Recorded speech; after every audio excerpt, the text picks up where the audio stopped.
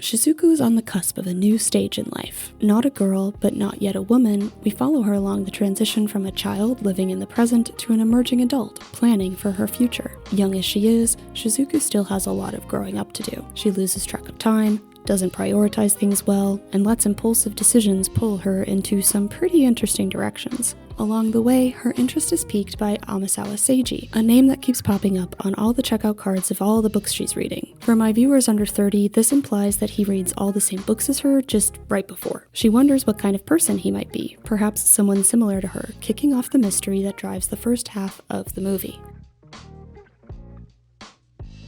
Shizuku's family is depicted as academically inclined from the very first scene. Her mother is pursuing a master's degree, and her father is a librarian. Although we don't see them push Shizuku to study, their occupations help flesh out why she may feel an implied pressure to excel academically. This implication is made explicit through Shiho, Shizuku's older sister who's already been through college. Shiho is easily the most aggressive family member, nagging her sister to put down her stupid books and pick up a test prep booklet, lest she destroy her future. All four of them are crammed into a tiny, messy apartment, and these visual cues help communicate how Shizuku feels stifled at home. Throughout the movie, Shizuku refrains from sharing anything about what's going on in her personal life with her family. We don't get a clear explanation as to why, but with as much as her mom and Shiho bug her, we can assume it's because what they expect from her does not align with what she wants for herself. But Shizuku doesn't seem to have any idea what she wants for herself either. She's fascinated by fairy tales and has a penchant for writing, but hasn't figured out how to channel these interests into a life path. Just the sense that whatever it is doesn't align with strict study schedules or household chores. Depicting her home environment as a badgering academic pressure cooker introduces us to Shizuku's dilemma. Her family is urging her down a life path that she has not consented to. She desires a different path for herself, but can't yet articulate what that looks like because she simply hasn't been exposed to another option at home. She has the desire for something else, but no agency. In fact, she can't have agency because without any capacity to articulate what her desires are, she can't create a plan of action. I'm tempted to call this a negative will. Shizuku can only express her desire in negative terms, i.e. she only knows what she doesn't want. America's most recent electoral fiasco illustrates why simply knowing what we don't want is a necessary but insufficient condition for autonomy. The school is a double-edged environmental sword. While she can express herself more authentically with her friends, this expression occurs within an academic institution. The first time we see her at school is to check out a rare fairy tale, but the joy of that discovery is quickly undercut by her teacher. 20 books? What about your high school entrance exams? Can't you even pretend to be studying for them?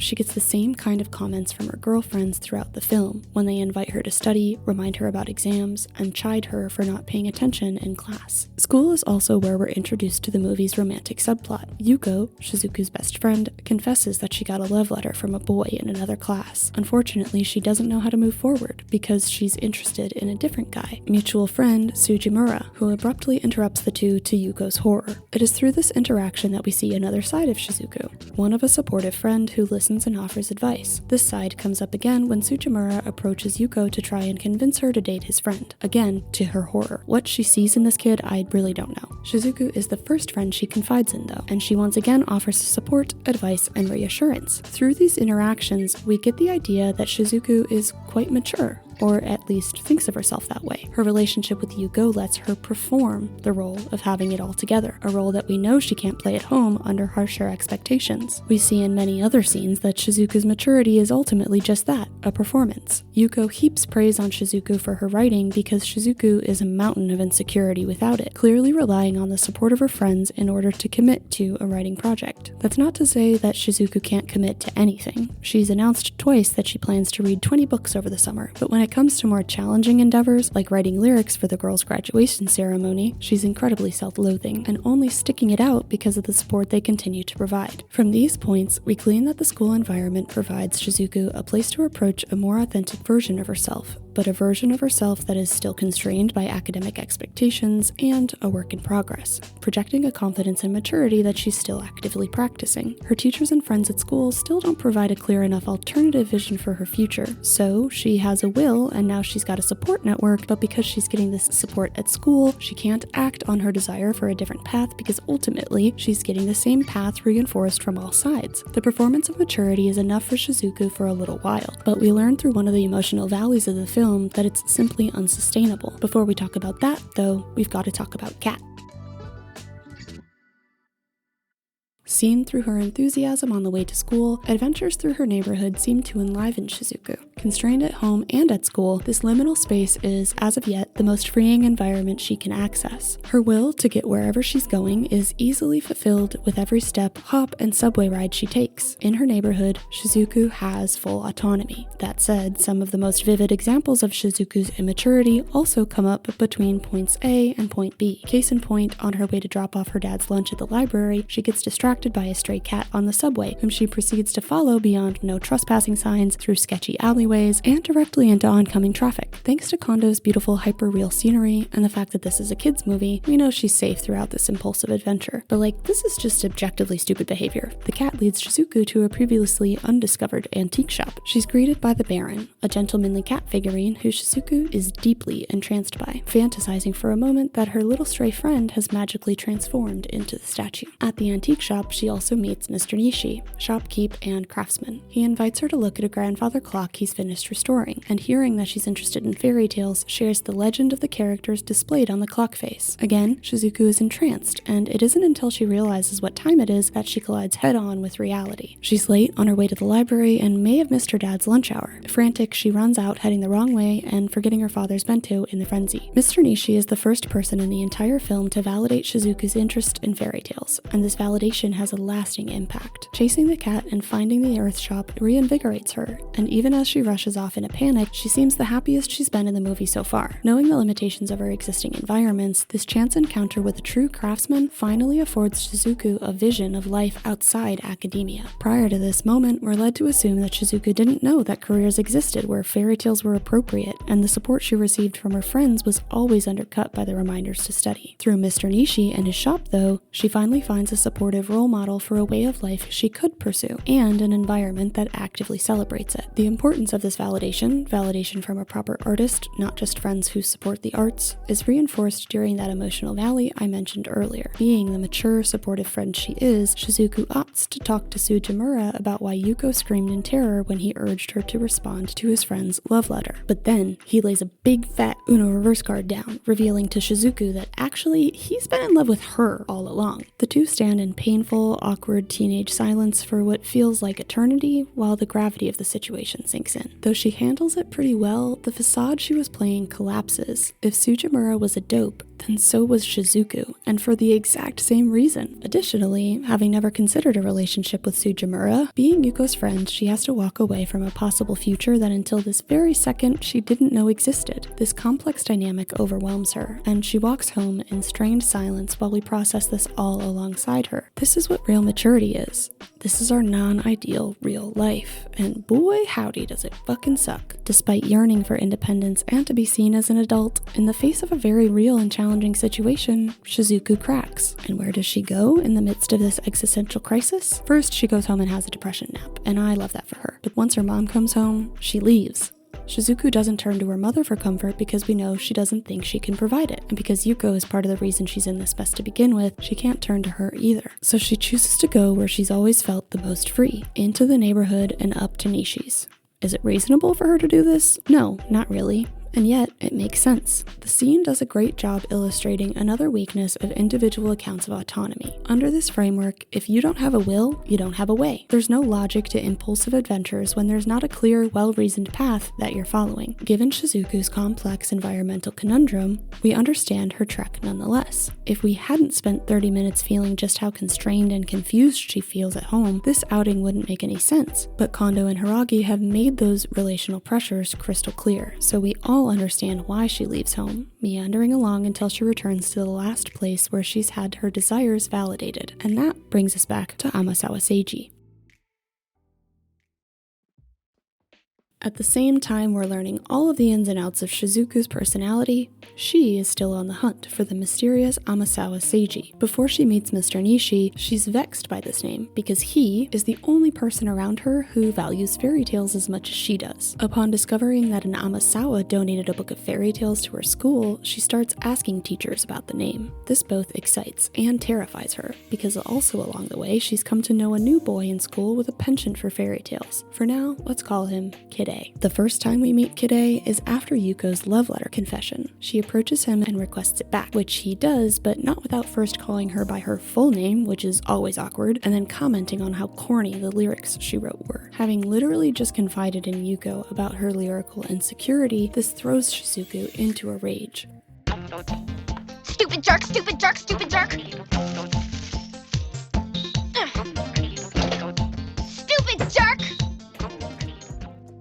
The second time we encounter Kid A is after Shizuku leaves her dad's lunch at Mr. Nishi's. She gets all the way down to the library before realizing her mistake, but thankfully, the stupid jerk pulls up on his bicycle to return it. She's thankful at first, until he ridicules her for her forgetfulness and also calls her a pig because of the size of the bento. Just a real class act, this kid. While reading in the library, Shizuku has the first thought that because he appears to be her age and goes to the same school, Kid A could be Amasawa Seiji. We understand her fury here because again, she's been romanticizing Amasawa Seiji as her one ally on Fairy Tale Hill. To think that this stupid jerk is the same guy who loves fairy tales as much as she does is not the fairy tale ending she desires. Because the kid had her dad's lunch, she assumes that he's gotta be related to Mr. Nishi, so she goes out of her way to verify that the shop is owned by Nishi, not Amasawa, and concludes that Kid A could therefore not possibly be Amasawa Seiji. Shizuku returns to the antique shop. The store is closed, but she stays there after the mysterious cat from earlier comes out of the woodwork and lets her confide in them. She remarks to the cat that she doesn't feel like herself anymore. I used to be nice and friendly and a grade A student. Now I just goof around reading books and writing stupid lyrics. I don't know what's wrong. Even reading books isn't as much fun as it used to be. I miss the old me. Shizuku is clearly overwhelmed by simultaneously desiring freedom and coming to terms with what embracing it means, namely accountability. She's internalized her sister's nagging, as well as the more subtle messages from her schoolmates that fairy tales are a waste of time and she should be doing more mature things like studying for high school. Kid A's teasing doesn't help either, since it makes her feel bad for loving the things she does. None of this has squashed her passion for these immature things. She yearns for a space that allows her to express her independence while still honoring her interests, a place like the antique shop, where we meet Kid A for the third time. Rolling up on his bicycle, Kid A approaches Shizuku with something other than attitude for once, and the two exchange polite words and blushes while they talk about Moon's exploits, before Shizuku asks Kid A about Old Man Nishi and the cat statue. Recognizing her curiosity, he lets her follow him into the store to see it. He then leaves her alone to look at the Baron, a pretty weird thing to let a random stranger do in your home. But by honoring Shizuku's desire to see the cat figurine and trusting her alone with it, Kid A is the second person to honor her more whimsical interests. Shizuku becomes further interested in Kid A when she learns that he's a violin player who plans to abandon high school and become an apprentice violin maker. She's never given that much thought to her future, probably because of all the looming expectations in her environment. His commitment is inspiring because it's exactly what Shizuku has been lacking. She's yet been able to articulate what she wants for her future. But here's this jerk who seemingly has his whole life figured out, and he's an artist to boot. Shizuku then asks him to play her something on the violin. In the scene that follows, we see some pretty flimsy consent dynamics from both kids, which is to be expected. He refuses to play for her unless she sings along, which she never agrees to, but he begins playing anyway. Hey everyone in the audience, don't do this. Impressed by his playing, she gives in and begins singing her lyrics to Country Roads, which he previously called corny. Each child moves from awkward hesitation into full investment, and although insecure, they both proceed to stand in their insecurities together and make beautiful music. It's a minor point, but because this entire video is about consent, it must be said, the absence of a no the second time you ask does not nullify the presence of the first. While they're singing, Mr. Nishi and his friends join in with their instruments, creating a genuinely magical moment. We can feel the chemistry building as Kid A and Shizuku relax and enjoy it together, and we once again see Shizuku immersed in true, authentic joy. The significance of this moment can't be overstated, since it's the first space in which she is celebrated for her creative pursuits in community with other creatives. We spend 45 minutes of exposition learning exactly why Shizuku desires a person like Kid A in her life, so we understand how finding this small community of artisans excites her enough to keep singing despite never consenting to it. Perhaps one of the slipperiest concepts in consent discourse is reversibility. In many situations, much like Shizuku here, we aren't given enough time to consider or communicate our boundaries before initiation escalates into action. This comes up from time to time in consent litigation. If the prosecuting party never communicated that they didn't want what happened to them to happen, then how was the abusing party supposed to know that they didn't want it to happen? But in the relational world of Whisper of the Heart, we get a clear example of why that cannot be the way consent works. After their adorable jam session, it is finally revealed that Kid A is Amasawa Seiji. I never knew you had such a pretty friend, Seiji. Seiji? Is your name Seiji Amasawa?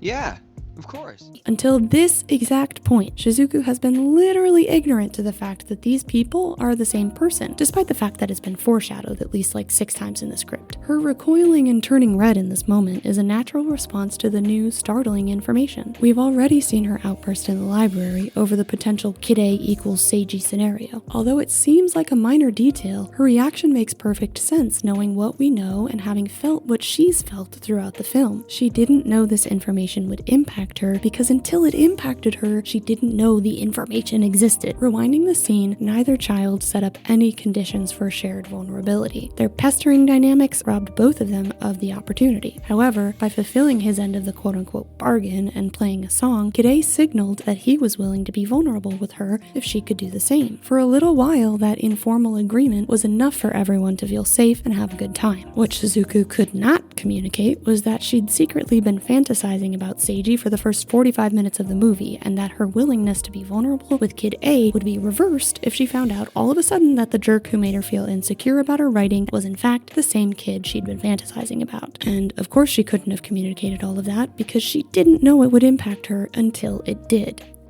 Instead of further overwhelming Shizuku and attacking her for her outburst, Seiji walks her home, he takes accountability, and then works with her to renegotiate the terms of their relationship in light of the new information. Shizuku negs him a little, playfully restoring the alleged power imbalance, and Seiji completes the scene by complimenting her lyrics, remarking that her writing isn't a waste of time. While her friends have repeatedly told her the same fucking thing, Seiji's commitment to the arts and a pursuit of a life outside of academia help explain why his words mean so much more to Shizuku. It's a lovely, albeit messy, interaction that helps crystallize the validity of their budding romance.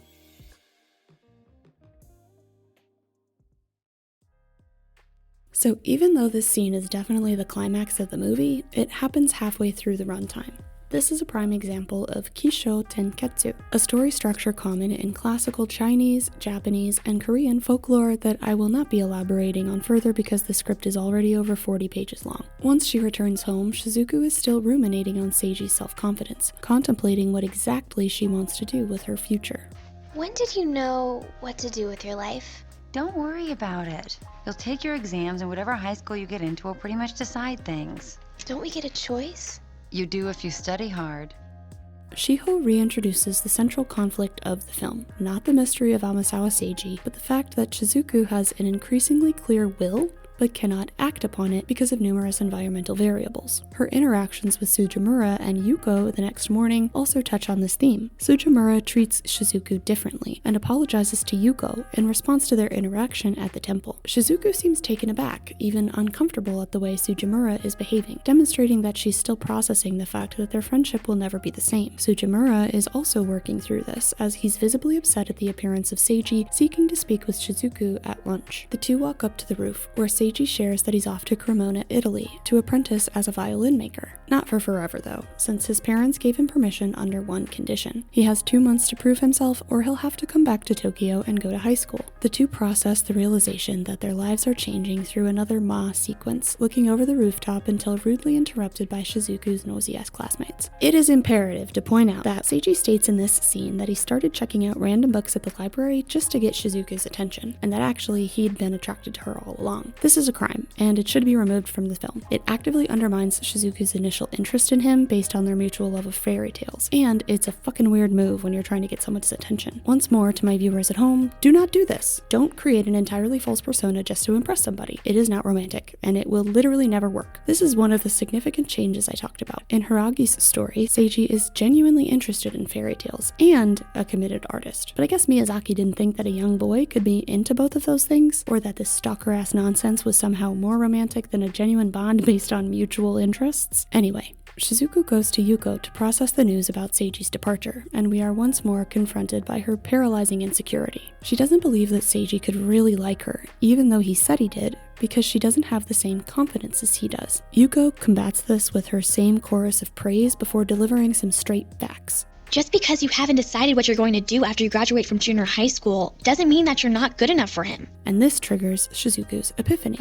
He isn't sure that he has any talent either. I should test myself like he is. That's what I'll do. I'll try being a writer.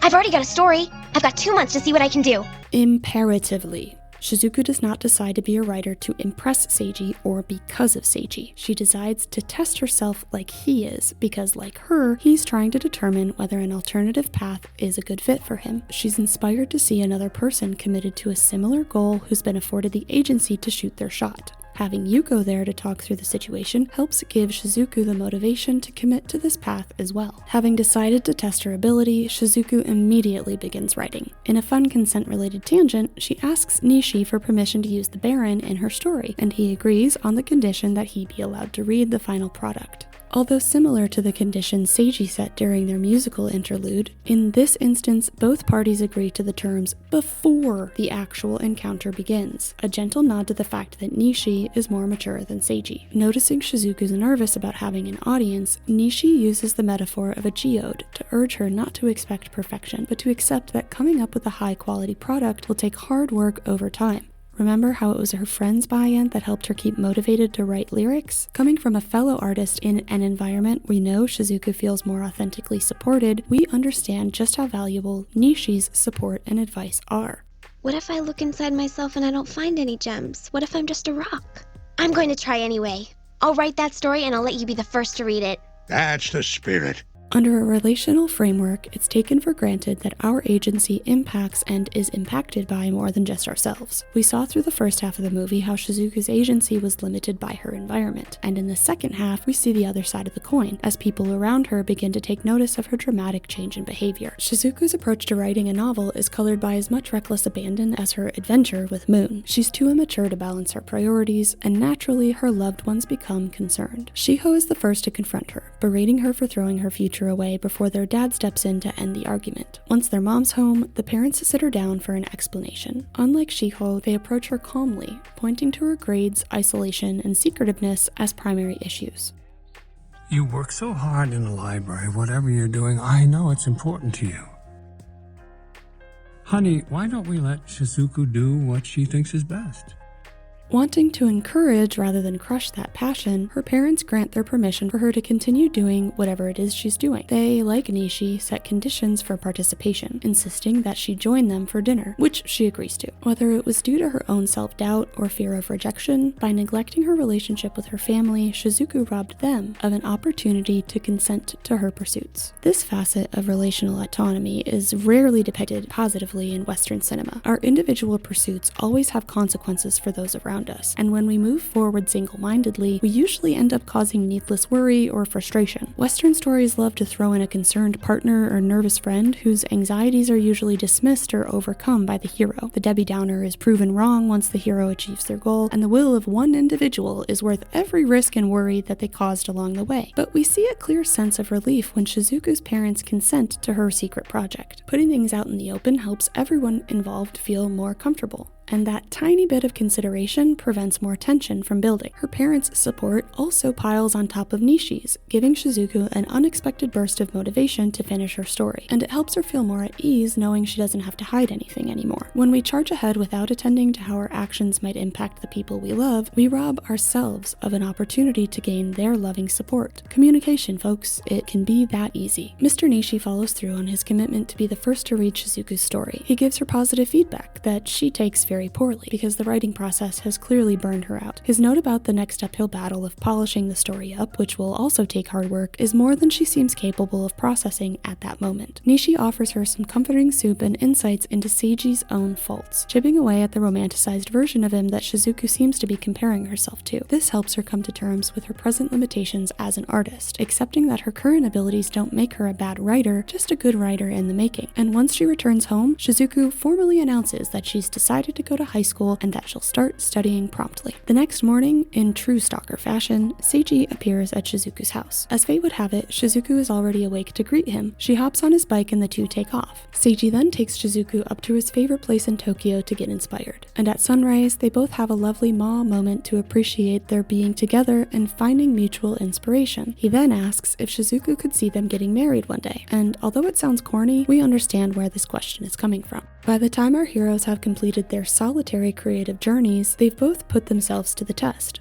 of determining whether or not the road that they thought they wanted to follow actually fulfilled whatever it was that they were seeking. Each character knows themselves a little bit more, so when they're reunited, they have new specific information about what their individual needs and desires are, namely more education to hone their skills as an author and violin maker respectively. They each share that they plan to attend high school to build on their existing skills, demonstrating a more mature acceptance of the work it will take to accomplish their goals. Knowing now that they'll both be around town after all, they excitedly proclaim a willingness to move forward on that journey together.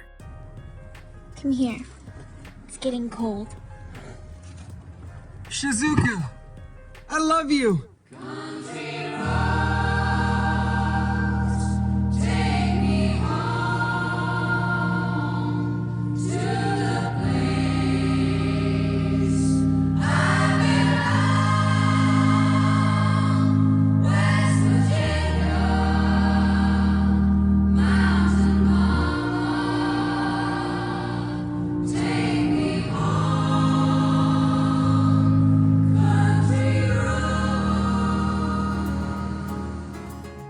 So what's the difference between high-quality depictions of relational autonomy and plain old good writing? Turns out, not much. Both Hiiragi's original manga and the film adaptation incorporate elements of internal and external world building, vividly depicting how environmental factors impact Shizuku's autonomy. When we first meet Shizuku, she's not a mature human, but more of a vector within which all of her environmental determinants are centralized. Although she has an inkling of a will, her environmental conditions have not yet given her the language to express her desires meaningfully, nor any examples of what a more fitting path for her could look like. It's not until Moon whisks her through oncoming traffic that she finally finds a scaffold upon which her agency can be enacted. Now Shizuku is a minor, which means that she's incapable of legal consent. Point blank period. Nonetheless, we observe her making decisions and taking actions, laying fruitful ground to examine how different relationships all co-determine the actions she's able to take. This complex matrix of influences all contribute to her individual growth over time,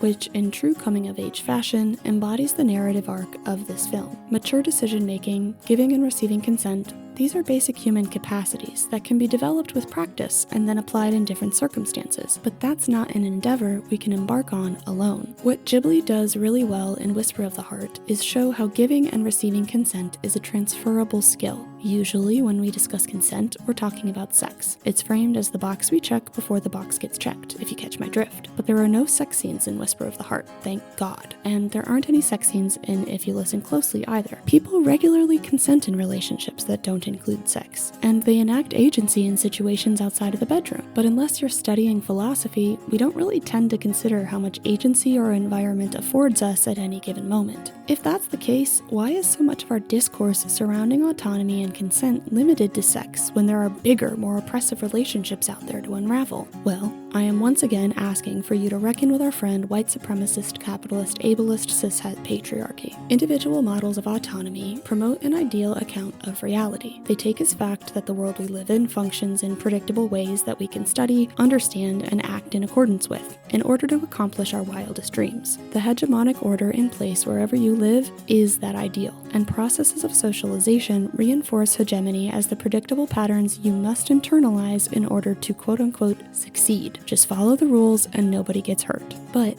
that's not how it works. That's not how any of this works. The real world is chaotic and unpredictable, a fact Studio Ghibli does a fantastic job capturing throughout their catalog. The individual account of autonomy chops and screws the complex fleshy horrors of our world into something a lot more palatable, promising all players the lovely reward of a peaceful life in return for their compliance. It hands us terrified babies a user manual that reduces the awe-inducing spectacle of existence into easy, breezy, beautiful cover girl. And as I've explored before, faced with an undulating mess of unpredictable nonsense and a beautifully crafted fairy tale, it's hard to fault people for falling into the hegemonic trap. But as anyone who's ever tried to put together IKEA furniture can attest, user manuals only get you so far. When you're socialized to believe that one path will deliver you to your wildest dreams, things get really frustrating really quickly when you're missing a screw or you can't find any panel labeled C. We see this firsthand through Shizuku's malaise. Stuck on a path that affords her no agency, she trudges through the first half of the movie afraid and uncertain. It's only after she meets people on a different, more creative path that her funk is lifted. Returning to my earlier question regarding why we don't talk about consent as a general principle, Whisper of the Heart makes it pretty clear. As soon as another path is made available, people throw the instructions out the fucking window. Hegemonic power structures require your compliance, nay, your ignorance, in order to sustain themselves. While I've made the same point in pretty much all my videos, I've yet to unpack the unique consequence of reducing consent to conversations about sex. If consent is something that lives and dies in the bedroom, chances are you're not going to start diving into the topic at work. In the safety of this thought experiment, though, imagine if you did. Ask yourself, what have you consented to recently? You and your peers might all start to bond over the fact that, wow, none of you wanted to be accountants or fry cooks or whatever it is you do when you were kids. None of you really have a passion for the work you do, but that because of the way things are, you show up every day for a paycheck anyway. Maybe then you'd start to discuss why things are the way they are, and whether things have to be that way, or if maybe together, y'all could change it. Relational accounts of autonomy bring our non-ideal reality into the fore, uncovering the bitter lies and bullshit we all exist within but never consented to. If consent was a common concern among everyone, I don't think it would take long before this water cooler realization transformed into a full-blown revolution, or at the very least a union. In the face of chaos, our agency is always enhanced through solidarity. Individuals are limited by their solo vantage point and may not be able to take the risks required to experience and learn things firsthand. Working together and communicating with others helps us fill in the gaps of our limited perspectives, moving forward with more complete knowledge together. In the face of hegemonic order, any increase in agency is a threat to the status quo. We're socialized to believe that conversations of consent should be private, kept on the margins, because the more we dig, the less we find. And that is no bueno for anyone who relies on the status quo for power. Orienting societies around the principle that we do not and cannot survive alone results in a world where my well-being is intrinsically wrapped up in the well-being of my peers, and that making individual sacrifices in order to benefit everyone enables us all to walk forward with more agency than we had before. It's like statistics. We don't know what the next chaotic force of nature will bring, but what I know plus what you know plus what they know might be enough to take it on. That's not to say that hegemony is 100% bad and must be destroyed. Yet. We observe this in the movie as well. Desperate for a new path, Shizuku randomly follows a cat to an old antique shop and makes friends with a random old guy. This is objectively dangerous. As kids practice enacting their agency, they're privy to making whimsical choices because they're tiny, stupid babies. Some guidance is not only reasonable but necessary. But when that guidance becomes an oppressive limiting factor, things become problematic. Shizuku's parents walk the line between oppressive and progressive quite beautifully. They acknowledge and support her desire for a new path, but they also let her know what deviating from that manual means. But it's never easy when you do things differently from everyone else. If things don't go well, you'll only have yourself to blame.